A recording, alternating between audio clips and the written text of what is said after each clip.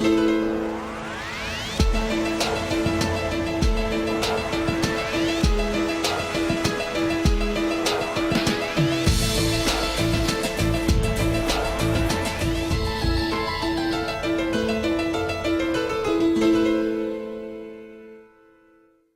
town of Gien, situated in the heart of France on the banks of the River Loire, is also renowned for its blue, in other words, its faience.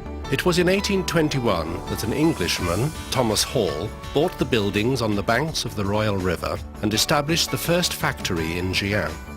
Over the years, production never ceased to expand, and the types of pieces produced became more and more diversified. Among the pottery's numerous clients were royal courts, princely households, and aristocratic European families who ordered dinner services embellished with their coats of arms. From 1945, production turned towards less traditional pieces, which were better adapted to everyday life. Today, the faïencerie is run by Louis Grandchamp and Bertrand Dombrine. It employs 230 people and has a turnover of 11 million euros. La Faïencerie de Gien manages every stage of manufacture. First of all, the substance.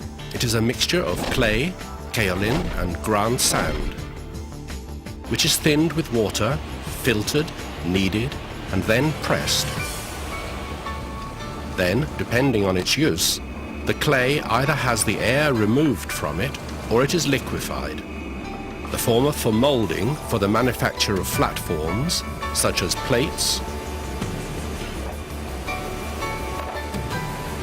and the latter is used in casting for the manufacture of hollow forms. The pieces are then trimmed and cleaned to give a faultless finish. Some of them may have accessories added with the help of a special sealing clay. Once dry, they are put in a kiln for a first firing between 1160 and 1180 degrees Celsius. When they come out of the kiln, the pieces are called biscuits. They are now ready to be decorated. The art of decoration is comparable to the skills of artists.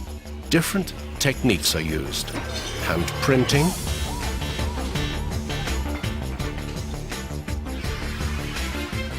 hand painting, a work of patience and minute detail,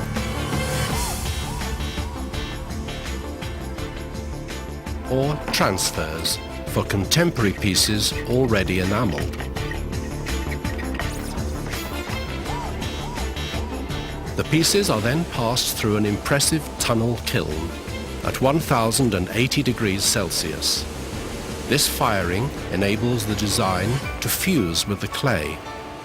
It also makes the pieces stronger and allows better cohesion between the enamel and the biscuit.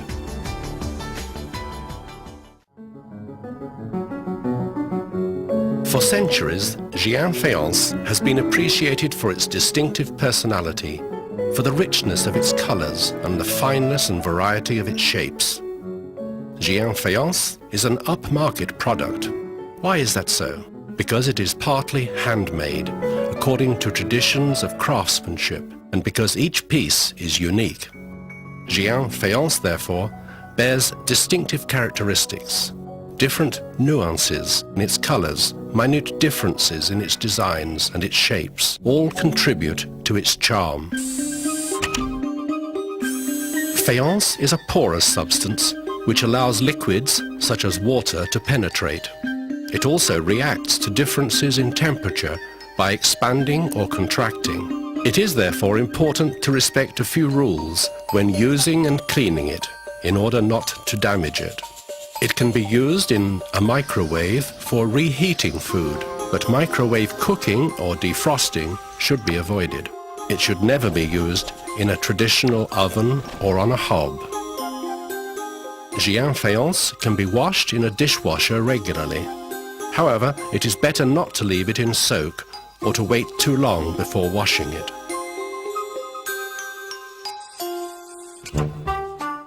The Gien Faiencerie uses various techniques for decoration, one of which is a design applied before enameling.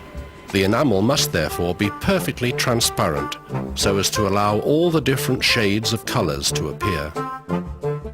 You may notice 3 little marks on the underside of certain pieces.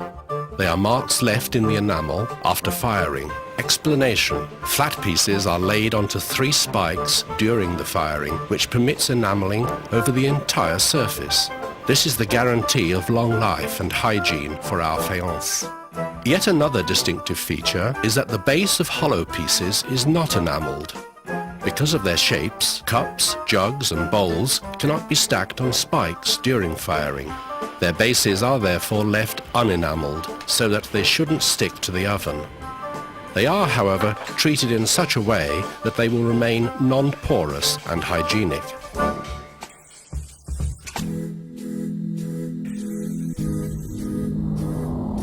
Slight color differences can be seen within the same design.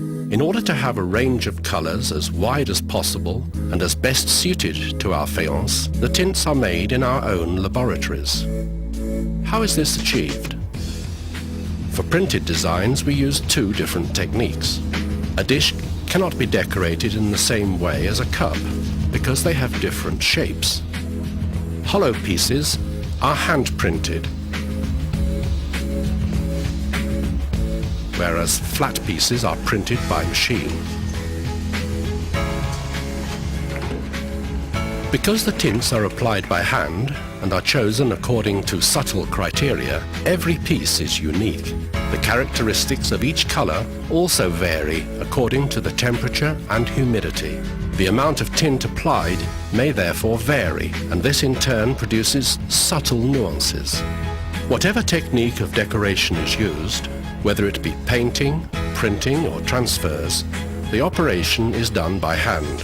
Obviously, the degree of precision in applying the design differs with each person performing the task. Thin bands and accessories such as handles are always hand-painted, which is a sign of the prestigious faience. Shapes may vary from one piece to another because the assembling of accessories is done by hand. And faience is a living, unstable substance which contracts upon drying.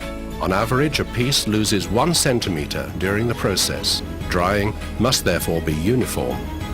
The high level of plasticity of the clay used and the different operations necessary during the assembling of pieces create constraints which are the cause of noticeable differences even after firing. At the Gien Faïencerie, we take the same care over producing everyday pieces, or pieces of art. The standards used in the selection of pieces takes into account all the constraints linked to this type of production. Every individual piece is examined by hand. First, the biscuit is selected.